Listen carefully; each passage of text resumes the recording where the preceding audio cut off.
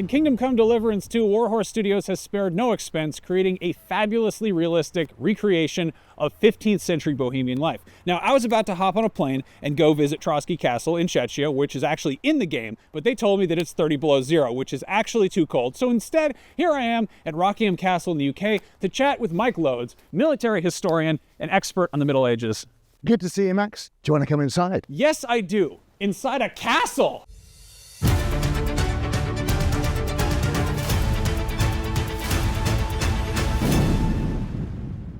This is Kingdom Come Deliverance 2. Let's take a look.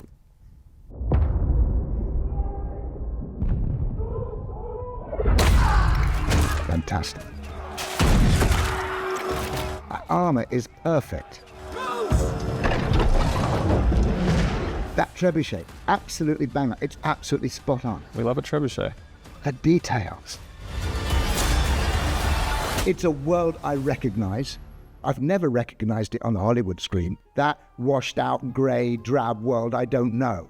This world I know. It was a bright and vibrant world, and it's in the game. Sieges also play a bit of a role. Let's talk a little bit about what it's like to be stuck in your castle and there's somebody outside who maybe isn't particularly too nice.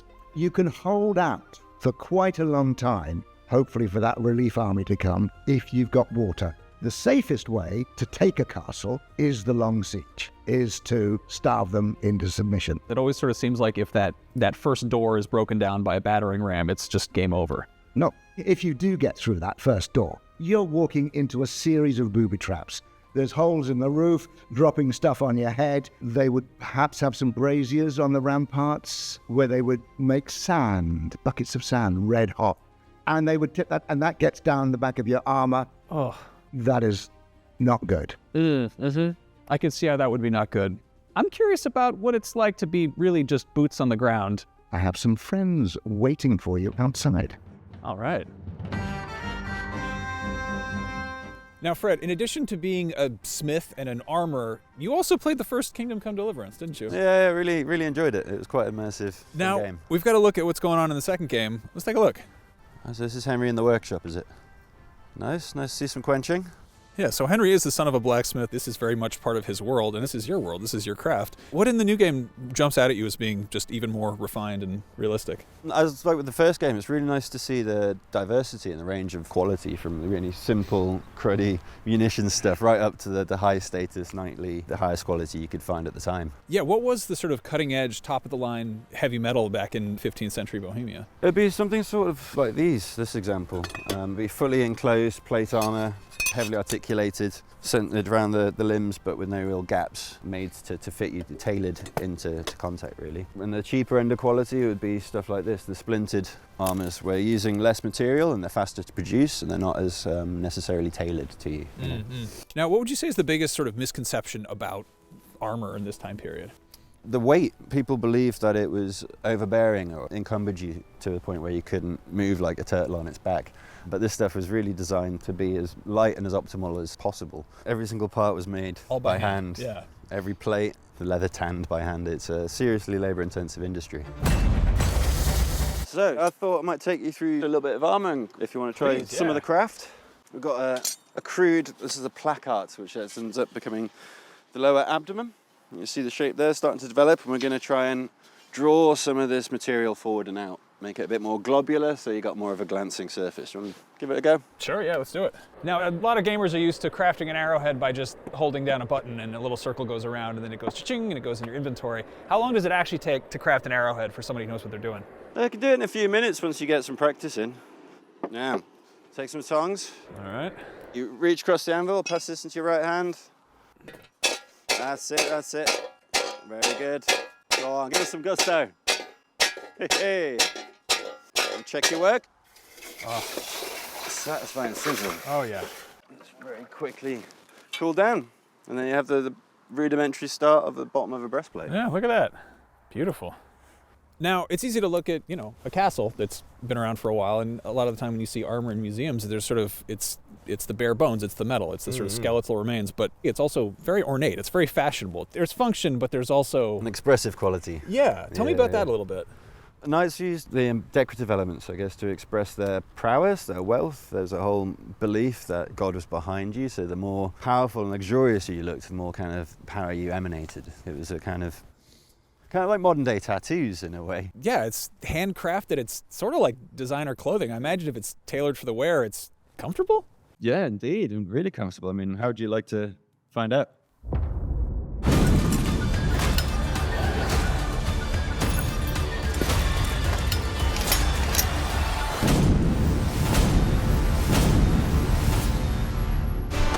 Now, Andy, as you can see, the combat in Kingdom Come Deliverance 2 is grounded. It is strategic. It is probably a bit like it was in real-life medieval times.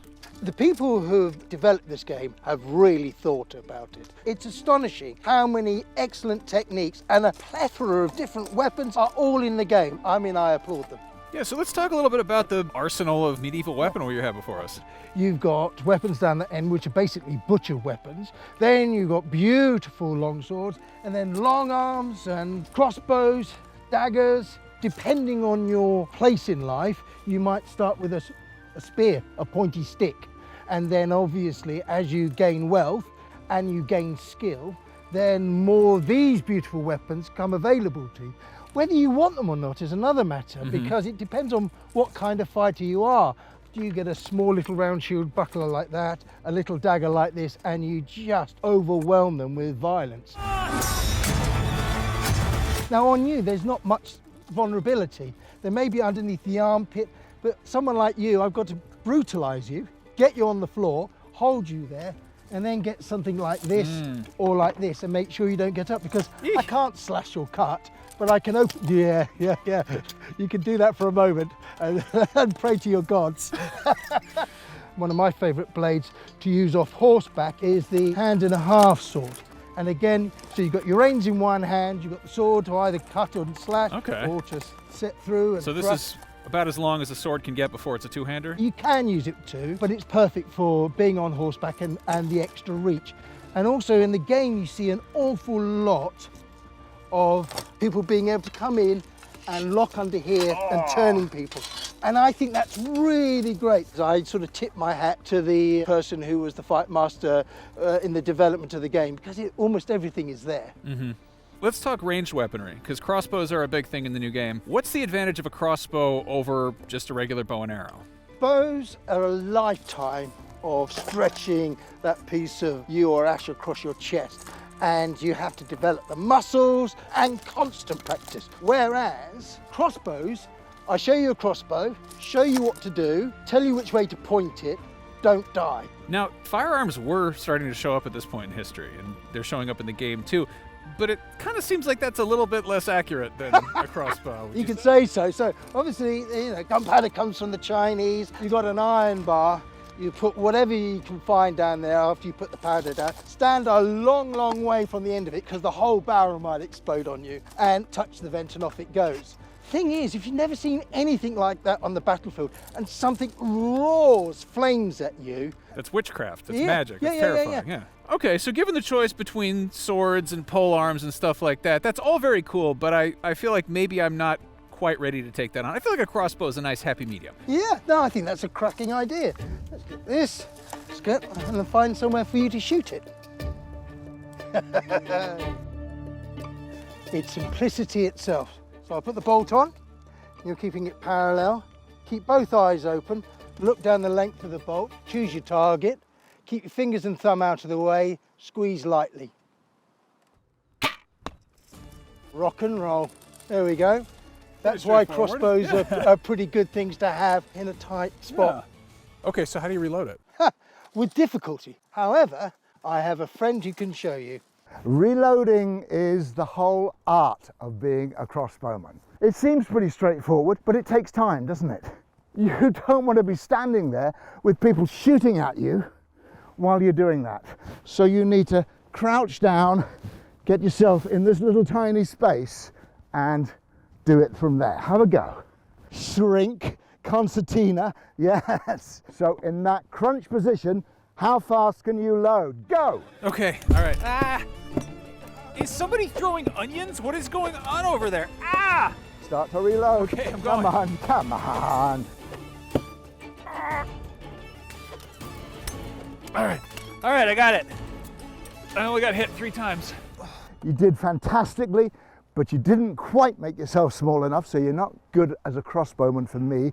So I am going to send you over the top. You, my friend, are going on an escalade. A what now? Mike, this isn't an Escalade, this is a wooden ladder. I was under the impression that an Escalade was some sort of luxury vehicle. Escalade is climbing the walls, taking the castle, coming over the top.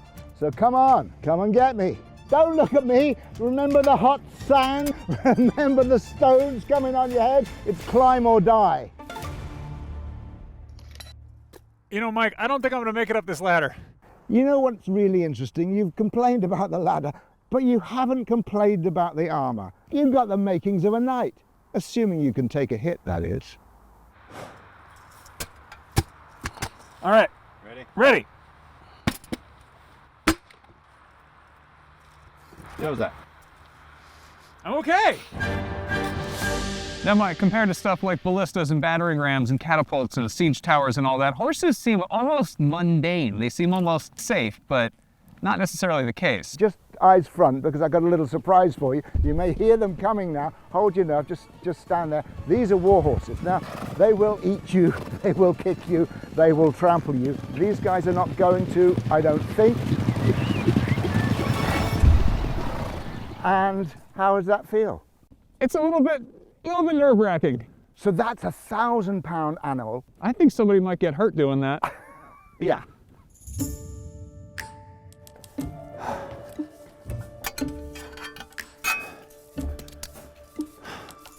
Okay, so I think it's safe to say that Kingdom Come Deliverance 2 is a pretty accurate portrayal of medieval life, though possibly a less physically exhausting, frigidly cold, slightly terrifying, and extremely stressful version of that.